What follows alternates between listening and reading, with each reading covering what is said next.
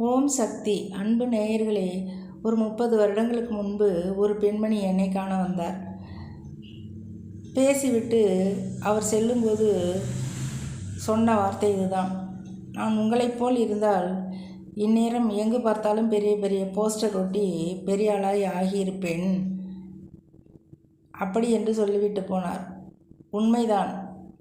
பெரிய ஆளாய் நான் ஆக எப்பொழுதும் விரும்பவில்லையே. நான் என் அன்னையின் புகழ் பாடவும் அவளை பற்றி பேசவும் தான் இந்த பிறவி எனக்கு என் அன்னை கொடுத்திருக்கிறாள். இதெல்லாம் எதற்கு, எனக்கு சிந்தையிலேயே வரவில்லையே என்று சொன்னேன்.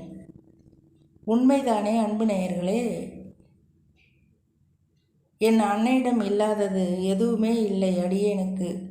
அடியேன் அவளை பற்றியே பேசிக்கொண்டு அவளை பற்றியே பாடிக்கொண்டு இப்படி இருக்கும் பட்சத்தில் அவள் என்னிடம் விளையாடுவதையும் சொல்லும்படி ஆகிவிடுகிறது. ஏனென்றால் உண்மையான அடியவர்களுக்கு இதெல்லாம் தெய்வங்களால் கிடைக்கும். அப்பொழுது அடியேன் கூறும்போது கேட்பவர் மனமும் மகிழ்ச்சி அடையும் அல்லவா? இதுவும் என் அன்னை கட்டளை இல்லாமல், அவளது அனுமதி இல்லாமல் என்னால் எதுவுமே செய்ய முடியாதே.